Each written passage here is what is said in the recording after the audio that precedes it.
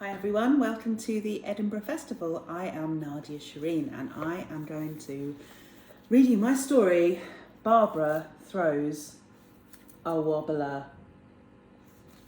I hope you are sitting comfortably. Barbara was in a very bad mood. I am not, she said, but she was.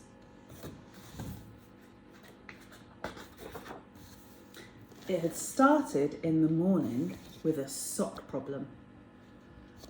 And at lunchtime there had been a strange pee. Then Barbara stepped on a crack when she'd been trying really hard not to. Things were going from bad to worse.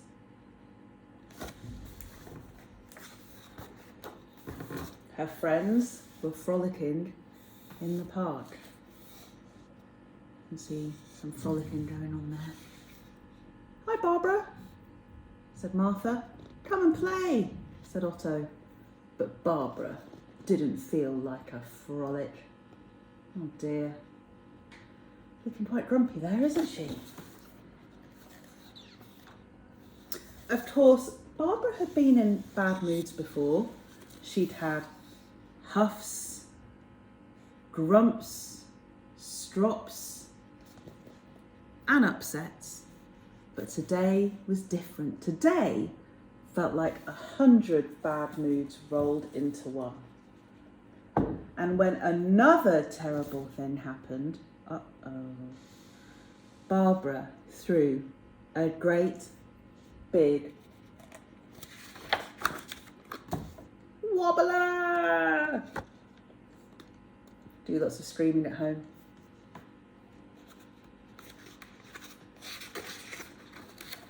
And then suddenly the wobbler was there. It loomed over Barbara's head. What's wrong with Barbara? Asked small Bob. And what's that weird thing? Nobody knew. The wobbler hovered in the air, gloopy and heavy, like an angry jelly.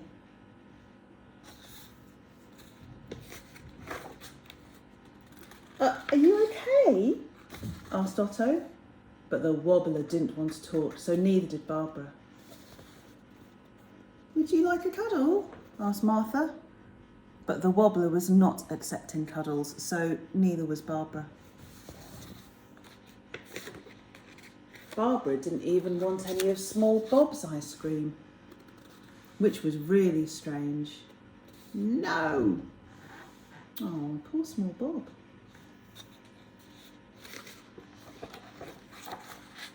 The wobbler grew and grew and grew. Soon it was all that Barbara could think or feel.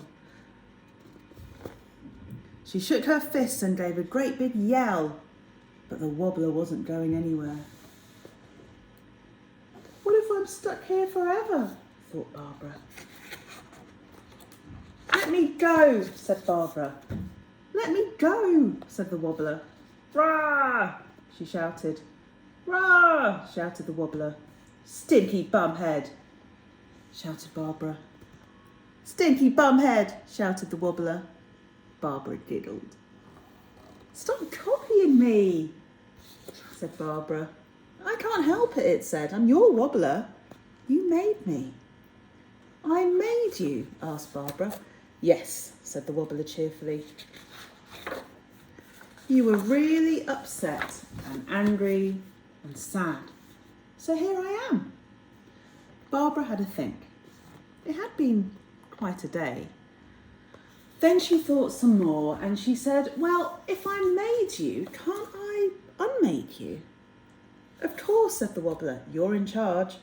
So Barbara took a deep breath and started to squish the wobbler down. The wobbler got smaller and smaller until Barbara could hold it in her paw.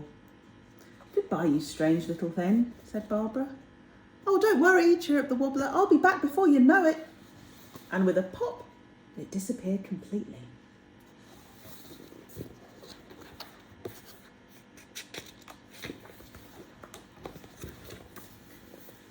Barbara saw that her friends were waiting for her. "Are you okay?" asked Martha. "I had a massive wobbler," said Barbara, "but now I feel much less wobbly." Barbara was now accepting cuddles and ice cream. Barbara went back to the park to frolic with her friends. Surely there wouldn't be any more wobbles today, would there? Now, I don't know if you can see on this page where some wobbles might pop up. Look there, we can see Squirrel. He's lost his kite. Someone's about to fall off a swing. Someone's been kicked in the face with a football. Someone's had a sandcastle trampled over. Someone's just looking a bit sad. Something terrible is about to happen here.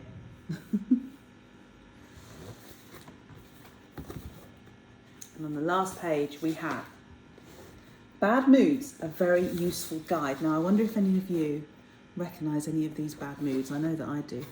Number 1, the sulk. A quiet mood that often appears after losing a game or being refused treats. Hello, sulk. Number 2, the tizzy. Usually noticed around bedtime or when a precious item has been lost. Hello, tizzy. Figure 3, the seethe. I like the seethe. Angry but clever. Will quietly brew while thinking up rude names for people. Oh dear. Figure 4, the huff. When something is definitely not your fault, but everyone is saying that it's your fault. Figure 5, the grump. Very, very sad and gloomy. Not even a tittle under the armpit can cheer up a grump. Poor grump. Figure 6, the wobbler. If you've forgotten about wobblers, go back to the start of this book immediately and learn all there is to know about wobblers. So I might show you how I draw Barbara and her wobbler. So let me just get some paper. Okay guys, so I have some paper, I have my pens. So draw along at home if you like. This is going to be interesting because I'm going to hold my pad up like this so that you can see and try and draw like this, which isn't how I normally draw. I normally draw on a table. Anyway, do a little line here, and then I always seem to start at the top of my character's head. So 2 little almost triangles. They're not perfect triangles. And then I'm going to do 3 kind of cloud shapes here. And I'm going to do 3 over here too. And then I'm going to join this up. You can see, hopefully, it's kind of a cat shape. By the way, you don't have to use these colours. I'm just using whatever I've got to hand. But it is useful if you have a black, because then you can do a circle here for eyes. And I like to put the 2 circles really close together. And Barbara's got quite big pupils, so I do quite big dots here. But the most important thing you have to do, because I'm going to draw Barbara while she's having a wobbler, is you need to do a line like that and another line like that, because that makes her look angry. Then you need to do a little triangle, tiny line, and then, this is the fun bit, make your mouth as big as possible.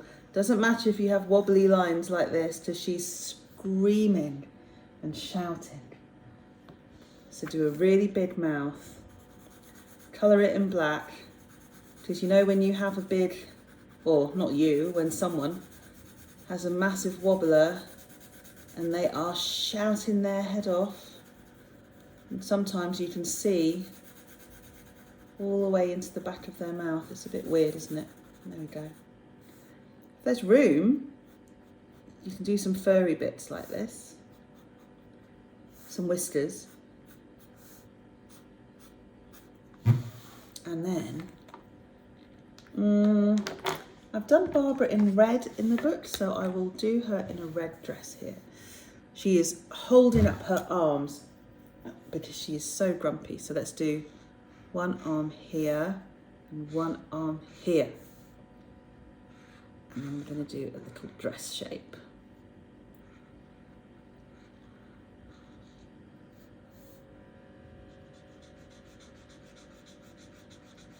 I must say, I'm not finding drawing standing up very easy, but it doesn't matter if it's not perfect. That's what I always tell myself. I always have to do about 50 practice drawings before I do a drawing that I actually like, which is important to remember. Sometimes I think when you see illustrators draw and you think, that looks perfect, how do they do it? Always remember it's taken a lot of practice. Give her some pause. Might be nice for her to have pink blobs here for her paws. And as I say, she doesn't have to be wearing a red dress. You could do her wearing anything you like. I just think the red and the blue looks quite nice. I don't know what she's so annoyed about because it's a sunny day and she's now famous because I've just read her story to all of you. So I don't know what she's upset about. Maybe she's had yet another strange pee. But she's definitely having a wobbler, isn't she? So maybe we need to draw the wobbler. I tell you what, let's give her some wellies. So I put Barbara in some yellow wellies that I'm going to put down here. There we go. And to do the wobbler, get a pink pen or crayon, if you've got one, and really make a big mess. Imagine that you're doing that big roar that Barbara is, and do a big crazy mess above her head.